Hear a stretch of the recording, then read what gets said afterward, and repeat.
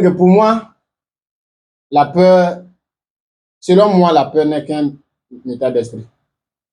Le danger existe, mais notre manière, notre façon d'agir face au danger n'est que, bon, n'est que, ça dépend de notre esprit, quoi. On peut avoir comme M. Gilles a dit, il peut avoir un serpent ici. Là, tu as peur du serpent. C'est le danger. Le serpent est là, c'est réel. Nous toujours voir le serpent. Et moi, je décide d'aller l'attraper. Ça, moi, je pense que vraiment la peur, ce n'est qu'un état d'esprit. Mais moi, je peux utiliser. Moi, je travaille. Hein. Je travaille, c'est juste parce que j'ai peur. Le fait que je travaille, c'est parce que j'ai peur. J'ai peur de mourir pour faire ça. Hein. J'ai peur de ne pas pouvoir réaliser mes rêves. Ça, c'est deux. C'est tout. C'est ce qui me permet de travailler. J'ai pris ma peur. Je sais que c'est réel. Ça peut arriver. Donc, pour ne pas que ça arrive, pour anticiper là-dessus, je dois travailler, travailler et travailler. Pour ne pas que ça arrive. Bon, on a dit, tu as déjà expliqué qu'est-ce que la paix. La paix, c'est une Pour moi, selon moi. Voilà. Maintenant, comment la peur là, se manifeste? Maintenant, après ça, maintenant là, comment toi tu arrives à dissiper la peur? Parce que tu m'as pas nous dit maintenant que dans ta vie, tu n'as jamais peur. Voilà. C'est ça. Comment la peur se manifeste d'abord? La peur, c'est un sentiment. Je peux dire ça comme ça. La peur, c'est un sentiment. Puisqu'on ne voit pas ça comme ça, physiquement comme ça. Tu peux avoir peur. Mais si tu ne me dis pas, si tu arrives à contrôler, ça ne va pas se manifester même. Et si ça ne se manifeste pas, personne ne peut savoir que tu as peur. Et si tu n'arrives pas à le contrôler, tu peux même dire à quelqu'un que tu as peur. Parce que tu ressens ça. Et tu as envie de partager quoi. Il y a d'autres qui, tu les vois même déjà, même tu sens que lui là, il a peur. Donc la peur, ça se passe en nous. Mais c'est à nous de décider est-ce qu'on va le projeter ou bien on doit le garder. Sinon, chacun, d'une manière ou d'une autre, chacun a quelque chose qui le fait peur quelque part. Mais est-ce que c'est toi de décider? Moi, je peux décider de garder. J'ai peur de quelque chose, mais je le garde. Je ne vais jamais dire que j'ai peur de ça. Ça ne va jamais se manifester sur mon visage, sur mon apparence. Je vais dire non, moi j'ai peur. Si moi j'ai. Pour lutter contre la peur ou bien pour contrôler la peur, c'est comme vous l'avez dit. C'est tout d'abord reconnaître que tu as peur et comment l'affronter. Tu as peur, j'ai peur de croiser M. Gilles parce que j'estime qu'il me dépasse en grade, en apparence, en habillement.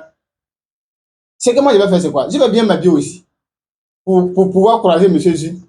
Et c'est ce que beaucoup d'entrepreneurs font, ça. Ils se portent en veste pour pouvoir se sentir au moins égal à égal avec la personne qu'ils veulent échanger ou bien ils veulent rencontrer. Ça, c'est reconnaître d'abord que tu as peur.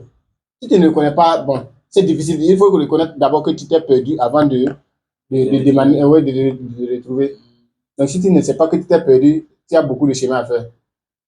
Donc, pour moi, je me rappelle, en 2025 même, j'avais beaucoup de problèmes. Mais souvent aussi, il faut voir les problèmes en face, quoi. C'est comme la peur aussi. Et tout ce que j'ai fait, j'ai eu ces mêmes problèmes-là en 2022. Mais je ne savais même plus comment j'ai fait pour régler les problèmes en 2022. Et qu'en 2023, avec mon âge qui a augmenté, je n'arrive plus à résoudre ces mêmes problèmes-là qui est en face de moi. Tout ce que j'ai fait, je me suis assis, j'ai réfléchi. Comment qu'est-ce que je faisais en 2022 que je ne fais pas en 2025? Et c'est que moi, je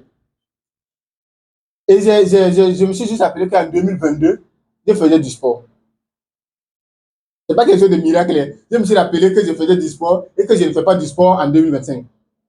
Donc, je me suis dit, je vais refaire le sport pour voir ce que ça va donner. Je n'étais pas sûr que le sport va changer quelque chose. Mais quand même, en 2022, je faisais du sport. Et je me suis mis à faire du sport.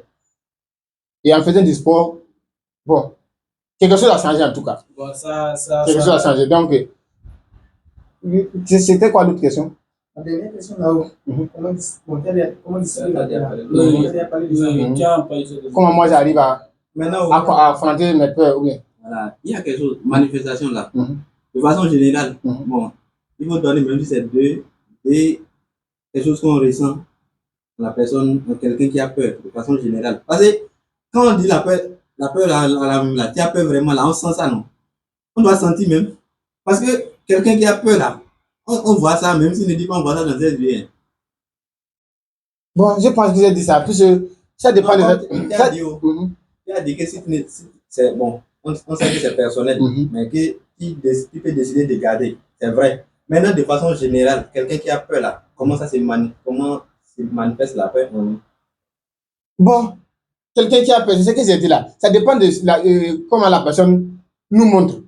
Il y a des gens qui ont peur et qui montrent vraiment, tu les vois maintenant, tu sais déjà qu'ils ont peur. Tu leur montres un projet, ils essaient de dire, bon, si je fais ça, si je fais ça, est-ce que ça va marcher? Tu vois déjà qu'ils ont peur. Il y a des gens qui ont peur de choses ici et que ça les pousse comme moi, comme ça, et ça les pousse à travailler.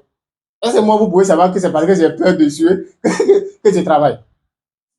Non, il y a des gens qui ont peur. Vraiment, ils ont peur de, je vais dire quoi, de se lancer dans des projets. Et quand tu causes avec eux, comme bon, le dit docteur Claudel, ce sont des gens qui disent que non, et je, je prends moins de risques. Et docteur Claudel qualifie ces gens-là comme des gens, comme des fainéants. Comme il est radical dans ses propos. Et il dit que ce sont des fainéants. Tu peux prendre moins et des risques calculés. Calculer, bon, est-ce que si je fais ça et puis je fais ça, et si je faisais ça, ça allait donner, ça, c'était moins risqué. Mais dit que non, je ne vais pas faire comme les autres, ça peut arriver quelque chose. Ça, ce n'est qu'un état d'esprit. Qu'est-ce qui prouve que ça va arriver? Rien. Qu'est-ce qui prouve que si je tape, monsieur Zili va me taper? Rien, il faut taper d'abord. Il faut se jeter dans les problèmes. Il faut se jeter pour savoir, si vous partez à la piscine, je ne sais pas si quelqu'un a déjà essayé d'apprendre à nager. Le maître nageur, il te jette dans l'eau. Il faut que tu rentres dans l'eau d'abord avant de savoir nager, non? Tu te jettes dans l'eau. Souvent, tu es dans les problèmes, c'est comme des sables mouvants. Tu essaies de sortir, tu t'enfonces encore. Mais il faut te jeter d'abord pour savoir est-ce que c'est vraiment un sable mouvant.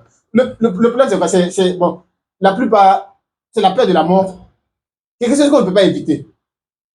C'est la peur de la mort empêche beaucoup d'entre nous d'avancer. La peur de la mort, si je fais ça, est-ce que les gens ne vont pas me faire ça? Si je paie, est-ce que si je paie battu, on va pas me braquer à la maison? Est-ce que si les gens savent que les sorciers vont me laisser? Qui t'a dit ça? En fait, qui t'a dit que.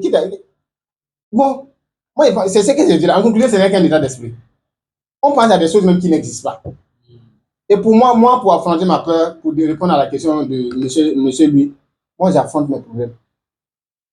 Je me rappelle en 2022, quand il partait, 2022, quand il voulait partir à Zabré, qui est tout près ici, au moins 200 km d'ici, pour aller commencer à faire du commerce. Je me suis dit, je suis dans ma maison, chaque fois je réfléchis, souvent même je pleure. Tu es au dehors, ça va, hein, mais si tu rentres là, même tu sais que ça ne va pas. Donc je me suis dit, il dormait seul là. Je me suis dit que si je ne quitte pas dans cette maison-là, je vais me prendre ici. Et je préfère aller affronter le problème au dehors et puis mourir là-bas que de rester dans ma chambre et puis un jour vous venez taper la porte pour que je ça c'est pas bon moi je trouve que ça c'est pas c'est de la bêtise ça. Donc j'ai juste décidé d'aller affronter le problème là où je trouve. Et je suis parti comme ça sans connaître quelqu'un. Je suis parti comme ça sans connaître, je ne connaissais personne là-bas. Pour aller là-bas là même, je suis venu au niveau de la gare, il s'est dit je vais à Zabré. C'est même pas Zabré là même, ça prend quelle voie. Il voulait juste quitter le pays. Quitter la ville, quoi. Il voulait juste quitter la ville. Je ne sais pas si je me fais comprendre. La peur, et rien ne m'est arrivé. Même chose quand il partait au Ghana. Je me suis levé un jour comme ça, il dit, je vais au Ghana. Je suis allé, je ne comprenais rien. La langue, l'argent, je ne maîtrisais rien. Mais après, je suis devenu le héros.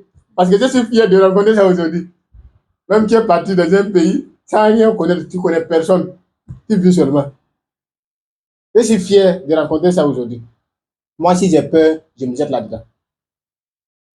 Si j'ai peur, est-ce que si je fais ça, je jette d'abord pour savoir est-ce que ça. Bon, d'une manière ou d'une autre, bon, je n'ai même pas. Je me dis que je n'ai même pas peur. Tu n'as pas peur de quoi? Parce que la seule, je vais dire quoi? La seule peur que moi j'ai, c'est la mort. Et c'est quelque chose qui existe. De toutes les façons, il faut mourir pour quelque chose que mourir pour rien. Prenons le cas des Norvégiens ou du roi Beyoncé ou bien des Nelson Mandela qui sont morts. Ils sont mieux même que des gens qui ont évité la peur jusqu'à ils ont vécu jusqu'à 100 ans après et puis partis. Ceux qui sont morts en 33 ou 34 ans comme les Thomas Sankara là, c'est pas leur nom qui existe ici. Ils sont je vais dire quoi, les mentors de beaucoup de personnes. Ils sont mieux même que ceux qui ont vécu plus que... Bon, je vais dire qu'ils sont mieux que mais d'autres de nos ancêtres qui ont vécu jusqu'à plus de 120, 100. Ça sert à rien. Ça sert à rien que si tu meurs et puis on t'oublie. Gouria, c'est qu'on ne vous oublie pas. Même si c'est... La fois passée, je roulais au niveau du théâtre populaire. Ça, théâtre populaire là. J'ai vu un panneau. Ils ont fait ça en béton. Je ne sais pas comment faire que ça peut casser après. En béton. Puis j'ai écrit rue aménagée gratuitement par LH Oumarou Kanadjé. J'ai vu ça là. J'ai dit ouais, c'est le monsieur qui a construit mon mosquée qui est à Boussawara du Mina. Voilà, il est mon maintenant. Quoi. C'est son nom. Qui peut aller enlever ça là? Moi qui roulais, je ne savais même pas que c'était gratuitement. Je pensais que c'est l'État qui a fait ça. Le jour que j'ai vu ça, j'ai dit Dieu, béni ce mec-là au moins. J'ai roulé ici. Il a laissé son empreinte. Il peut l'oublier. Mais derrière lui, il y a eu des richards. À son temps, il était le plus riche. Mais derrière lui, il y a eu des gens. Moi, je ne me rappelle même plus d'eux. Il peut dire que lui-même, s'il ne sait pas ces empreintes-là, les gens comme Thomas Sankara, même malgré ça, les Thomas Sankara dépassent en influence.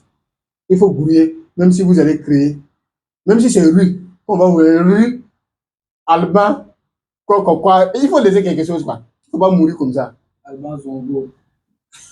Donc, bon, c'est ce que moi j'ai à dire. Ok. J'ai dit que